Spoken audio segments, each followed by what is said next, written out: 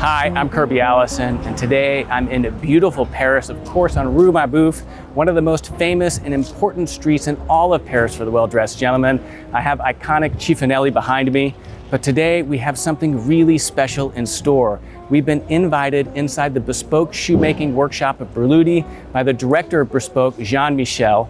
Now, of course, for those that are passionate about shoes and about quality, craftsmanship, and tradition, all know that Berluti is synonymous with French shoemaking, having all but invented the style that we so closely associate with the French, the incredible patinas, the striking pattern designs, and the creativity really exercised at the absolute highest level. So join me as we step inside the Bespoke Shoemaking workshop and see these incredible creations from Berluti.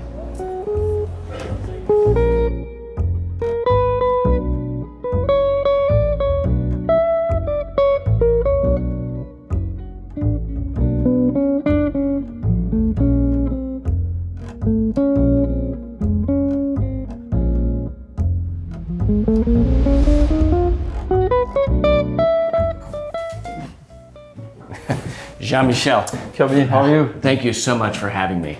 It's so pleasure. great. Real pleasure to welcome you in the workshop. Yeah. And to see you again. Yeah, thank you. I mean, to be here at Berluti, right on Rue Marbeuf, I mean, this is... we don't know. Yeah, that's right. I mean, it's kind of hidden, right? I mean, the store is right across the street, but the Bespoke workshop is perched above, watching over from across the street, right? Exactly. The idea is to keep in mind that it's a real workshop. So we don't want to be in the street, otherwise it's disturbing us too much to be efficient in our work. Well, it's a real privilege to be invited up here because it is, as you say, not really open to the public, exclusively just to Bespoke clients, I'm sure. Yeah. And then those here quietly working away on the second floor here, you know, doing their work as they have been, you know, for decades. Exactly. So we moved here quite recently, but we still do exactly the same job, the same work since maybe 1 century ago. Yeah, it's amazing. So, I mean, in some ways, I'm particularly excited to be here because, you know, on the channel we've covered so much about English shoemaking, you know, but French shoemaking has really developed into its own genre. I mean, it is very distinct in its approach and its aesthetic than certainly English shoemaking. And Berluti is really the birthplace of that. I mean, Olga Berluti, you know, back in the 1970s, really was very cutting edge in her introduction of these, at that time, radical patinas and designs that up until then had never been seen before. And so I think in many ways, you know, Berluti really is that birthplace of modern French shoemaking. And then under your tutelage, you know, is continuing that tradition forward in a very authentic way. Thank you. Yeah, so I think Berluti, as you said, is a very unique. It's for me, it's always difficult to describe what is French shoemaking, but the way you speak about that is great. So I take it. I think the things that you'll have to show us today really will speak for themselves. So here we are. So describe where we are. This is. We try to have a kind of showroom, okay. a clean room to welcome our customers sometime. Far from the dust, from the noise, from the smell of a workshop. A workshop is a mix of all those bad things. Most of the customers are really like to come here for this atmosphere, but we still want to have something clean to welcome the customer. So let's say a showroom. Yeah, okay. So here we are in the Bespoke showroom at the Atelier, and we're surrounded by these beautiful models and examples of Berluti's incredible work. So, you know, maybe to begin, you can kind of show us some of these reference pieces that really help describe from an aesthetic perspective how Berluti is so unique. So here we have a little bit of everything. I would say the most emblematic model would be the Alessandro, because we have a lot of variation of Alessandro due to the huge range of toe line we do. We do a lot of lasts. This one, for example, so this one is made in one piece of leather. So whole cut seamless. Whole cut seamless, yeah. with specific classic French bottoming. By the way, this is something very a bit unique. You don't do this kind of finish in England. We call it gratte blanc. Okay. So we sand the sole very nicely to have a little bit pitch skin effect. Okay. So it's quite kind of fragile with aging, and you don't feel the pitch effect anymore. But it's a really a nice moment where the shoemaker finished the shoes nicely. So this is one of your most iconic models, the Alessandro. Yes, and we develop also a different type of Alessandro. I mean, the same model with different type of construction to show a little bit to our customers what we can propose. Okay. So those construction can be something, for example, for customers who are looking for lightness. Yeah. So for lightness, for comfort, and for having something a bit cushioning, we're gonna offer to the customer the possibility to do something which look like, in terms of stiffness, wearing a classic leather shoe, but in terms of lightness, I mean, if you think. So this is again, a demonstration of how Berluti and the bespoke level. You can really customize your shoe on so many different levels. The model, I mean, even a bespoke design that you're sketching out, a totally one-off creation. This being, an iconic model, the Alessandro patina, right? But then also the way that it's actually constructed with the bottom making. We do a lot of construction. Of course, our maker, they are not big fan of rubber. Yeah. But we always focus on the customer. I think it's very important when you do bespoke to pay attention on the conclusion, and the goal is to match the expectation of the customer, to have a happy customer. So we always have to sometimes forget yourself and speak about the project. So rubber is very popular those days because our customer start to travel again. During 2 years, they didn't wear leather shoes.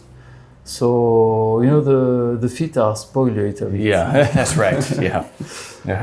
Something a soft entry back into laced footwear. But you still have construction, you still have reinforcement, you still have a back counter, toe cap. Yeah. So those elements are very important for shoemaking because, as you know, that will give a good support, a good structure, and also conserve the last of the shoe. So the shoes will age well. Age well, yeah. And then, of course, this is still welted, so it can be easily resold. Exactly, it's welted, so it can be resold, Yeah. So this is fascinating. So this is the Alessandro. It's an iconic model, but this is showcasing the variation of make that you can have, bespoke at a workshop like Berluti. Exactly, and we have a lot of type of construction. Let me show you this. This is coming from actually the founder of the company, Alessandro Berluti, in 1895, who created... 1895? In 1895, yeah. So over 100 years old. Yeah. Well over. So he created this type of construction, which is quite rare, actually. So we do it frequently in Berluti, but I never see that in our competitor. Yeah. How would you describe this? I mean, it's almost like a Norwegian, but the leather is...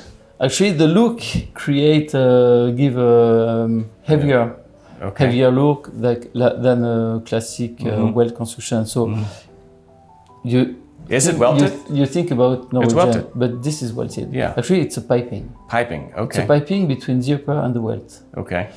Then you can play a little bit with this piping. So on this we create with a stone with a steel. We create some mark, a bit like ravioli. Yeah, ravioli. Yes, I see it. And what is this reference called? What is this technique? We call it the Bible construction because it's coming from the very first construction. It's like the Genesis of Genesis chapter 1. This is beautiful, and so again, square waist. Square waist for this type of thing. Yeah.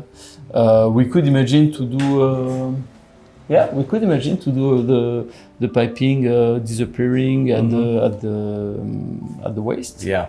That's a good idea, by the way.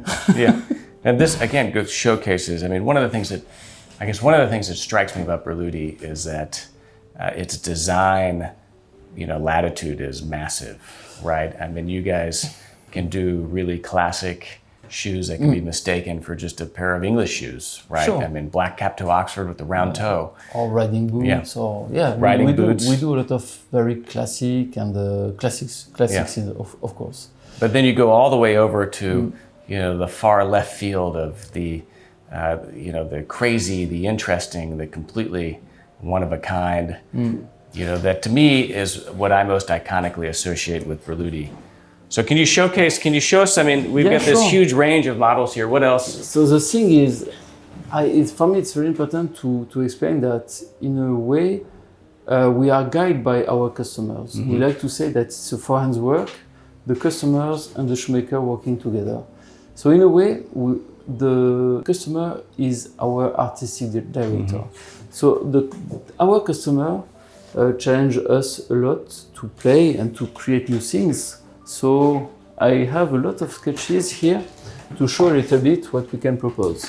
So based on the discussion on the first meeting with the customer, we propose some variation on so for example those things were creation to match, of course, a discussion and some wishes from a customer. And so this is really, I mean, almost kind of haute couture. I mean, really beginning with a sketch of something that's never been realized before. Yeah. Most of the time, it's a pure creation. Of course, I keep those. Then that all adds to the collection. Exactly, to add to the collection. Even if this one I never made it yet. I made the three others. But why not? This also is interesting. That was some variation of a fake monk strap. Oh, really? So kind of a mock monk. Yeah. Similar to the Churchill? Exactly, kind of. Interesting. So those with a kind of twist for classic, Balmoral, some customer. So who's doing these sketches? So we work with a drawer, and that's amazing because we understand each other. We don't have to do like tons of meetings. So I do a brief after a meeting. I explain with the customer. I speak with him to say the idea I have, whatever, and he come back with some sketches, say yes, no, and then he do the coloring. And so if the customer ends up commissioning these shoes, does he get this to frame in his office? Some of them yes, some of them yes, some of them they are big fan, and when you made like multiple hundreds pairs to a customer, at the end you have frame everywhere. So now I start by doing this kind of a big frame, something more like this, based on the. So that was his first commission. Yes. 5 shoes. 5 shoes. Right. Yeah. And each model. Yeah. It's nice. Yeah, it is. It really is. March 2018. So we have a very classic model, like this kind of classic half square. Yeah. So this is a simple semi-brogue, right? Yeah. Very classic. Very classic, very elegant, very timeless. And then we go into creation like this pattern, very interesting, very high, with engravement made with a laser. This is done via laser? Yeah, so for that we need to make the last, to make the pattern, to prepare the pattern precisely, to cut the pattern, and then to create the, to send to the supplier who do the engravement. Amazing. So it's a lot of work, but you see the piping everywhere, so a lot of detail. And this is all hand stitching on the upper. Yeah. This is a braided stitch? Braided? Yeah, it looks braided. Is it? No, I don't think so. It's double stitches. Double stitch, okay. So let me show you this also. The technique is interesting. We create an illusion of having stitching here by putting laces between the lining and the upper. Really? Okay. So at the end you have this kind of nice relief, which give. So this is, in many ways, it's a single piece of leather, right? So this isn't sewn together. This is piping shoelaces underneath to create. It's a beautiful aesthetic. I mean, thank you. This is what's really interesting about Berluti is, I mean, as far as design creativity is concerned within bespoke shoes, I mean, Berluti is really on the cutting edge of just absolutely incredible, one-off, just amazing, beautifully inspired, designs such as this that you've never seen before. Thank you. I mean, this is amazing. It's a beautiful casual. And so this is inspired by the classic Andy loafer. The Andy loafer was created by Olga in 1962, I would say. Okay. Which is a classic, hand stitching here, classic loafer bar. But this twist is very modern and very unique. Very Berluti, we could say, with the blue sole. Wow. So again, finish a bit interesting. We like to match the sole with the chuterie and the lining. We have a few colors of lining, like blue, red, purple, green.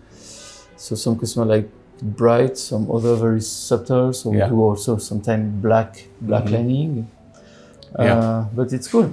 This also is the same technique on a jot curl. So that gives something also very graphic, very interesting. Well, it has a subtlety to it. It's real soft on the eye, right? It doesn't disrupt. But that catches your eyes. Yeah. And that helps also sometimes for white feet like this to give an illusion of having something a bit less wide. Yeah, it's amazing. What else? I mean, there's so much. So this is great. This is very cool also. Because on this, we just create an incision. Not totally, not deep, otherwise you're gonna cut the skin. And we manage well the tension when we make the making, to flatten it here and keep, the I don't know, it's difficult to explain. Yeah. Maybe you will describe better than me. Well, I mean, it's raised right here, and then as you pull it taut, it flattens and allows you to get a nice. Yeah. And so when this is, before it's lasted, this is kind of all the way around. Yeah. And as you're lasting it, exactly. And also the last is very interesting because the last is a bit asymmetric. So asymmetric this way. Okay. It's a bit like that. The angle is not square. It's a bit like oriented like this. And also this way. Wow. Oh, you're it's not kidding. Wow. So this is kind of all over the place. Yeah. Beautiful. All over the place. And then a nice patina, quite subtle, right? I mean, so it's a black gray pair of shoes, but with a nice kind of aging this effect. Match all the gray, all the navy, all type of suits. And with the bright red with the lining. bright red inside. Subtle sole though. Yeah, classic. Beautiful work. It's always a question of balance. Otherwise, we can be a bit too much. And this is another quite interesting one. So asymmetric, right? And then a lot of different colors. Yeah, so this model was made at the end of 90s. It was made by Olga, was named the Warrior Collection. The inspiration came from the African warrior, with scars on the face. Okay. So she created like an incision with stitching to pull, to pop up the skin like leather. that, the leather, and put some edge dye to create this effect of bumping. Yeah. And so then look, a little bit of green and brown. Yeah. I mean, the dimension of the patina is quite amazing. Actually, for years and years, the way we were thinking about creation was linked to the skin. So that's why first we did the patina, then we did the warrior collection, Then Olga created something interesting, which was implant. I'm not sure I have model here. Maybe I'm gonna find it later. So it was like kind of bumping, like small, like the guys who do implant. Yeah. And of course the tattoo. Yeah. So talk to me about this. This is really unique. I mean, is this laser engraved into the upper? It's not laser. It's a real tattoo machine. Really? With ink, dermograph. I'm not sure the name is in English exists, but that's the tattoo machine from tattoo. So the actual, the same. I mean, this done the same way that if you were getting an actual tattoo. Yeah. Actually, the leather. It's leather. It's skin. It's skin. That's amazing. So you could have. I mean, you guys have a tattoo artist that you use. Yeah. Or if someone wanted to send something out to his favorite tattoo artist, he could do that as well. We had collaboration with tattoo artists when we launched this technique. And we do quite regularly. Yeah. We do new collection of drawings made by tattoo artists. Really? Yeah. So available for special order for our customers, which...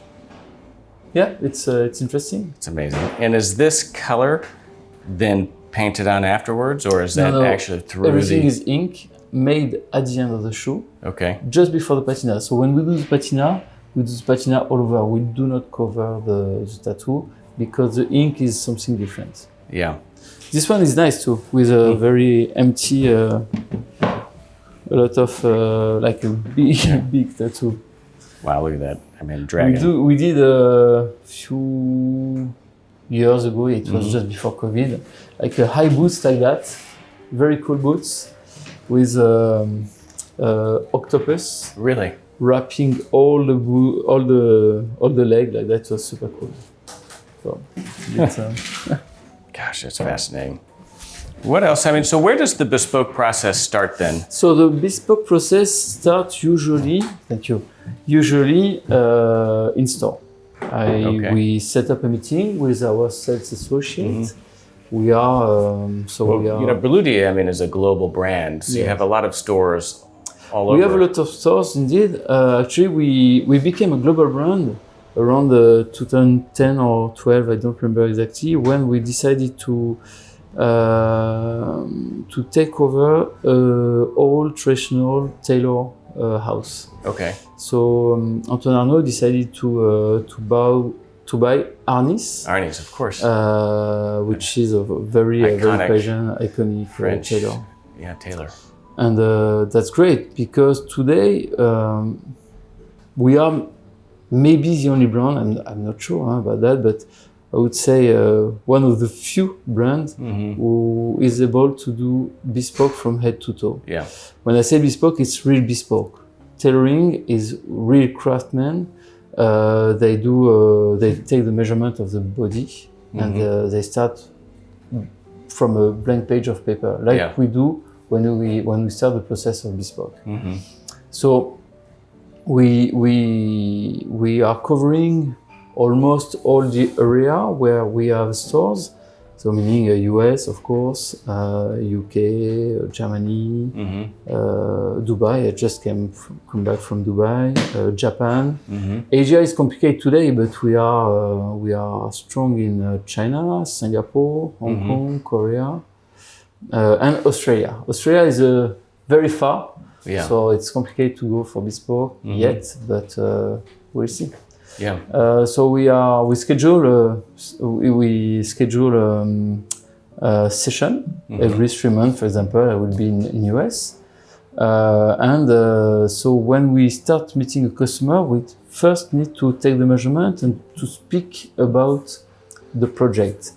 For me, it's very important to spend time to be sure that I understand the customer, because again, we start from a blank page of paper. So it's very difficult in a few minutes to understand who you are and what you want. So for that, we need to sit in not sit, but to take time to discuss, to learn how to know each other, to be sure that we work together. Bespoke is not ordering a pair of shoes. If you want, you buy. We do a lot of exclusive things off the rack. We do all the patina.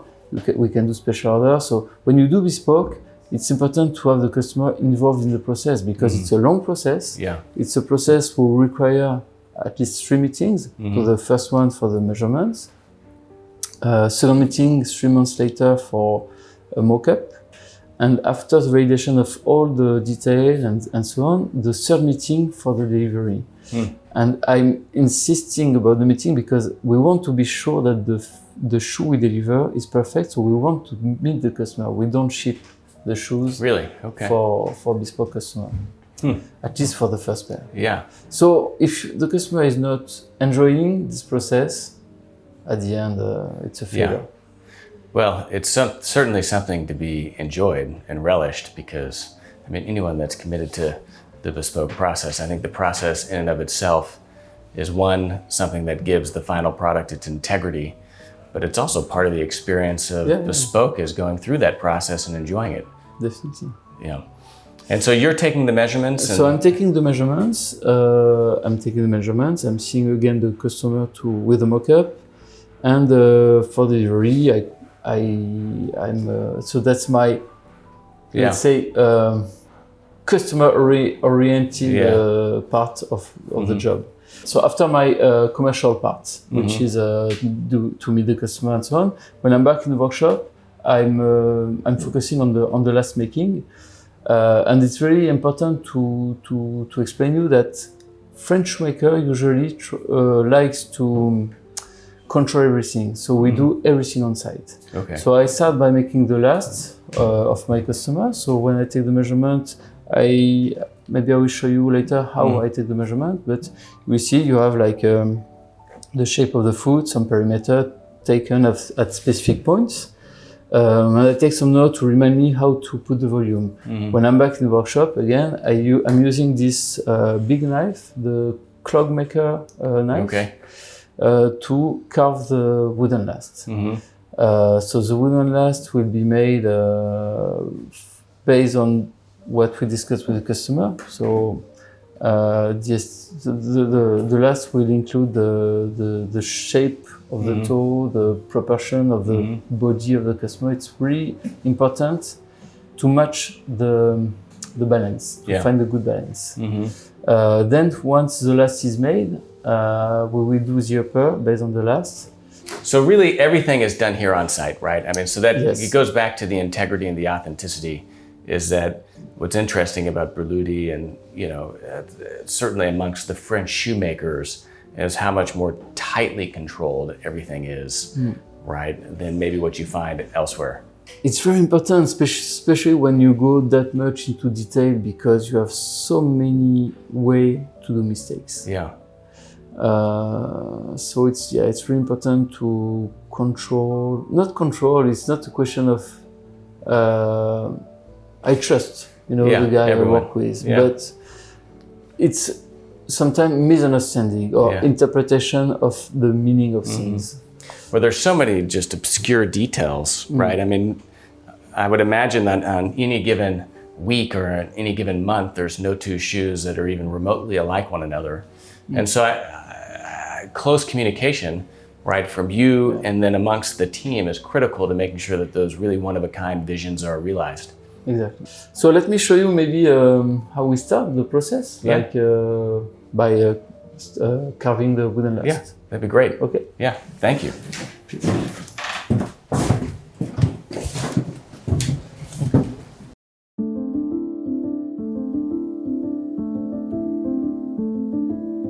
So we use this tool, which is a very traditional tool in France. So this is where you start to refine that shape. She can draw directly in 3D. That's a good way to see the beauty of the pattern. Use the iron, to vegging. Yeah, all those things takes time. It's true that even if today everybody does patina, that's something very very strong for Berluti DNA. Well, Olga was the first. Olga was the first, yeah, for sure.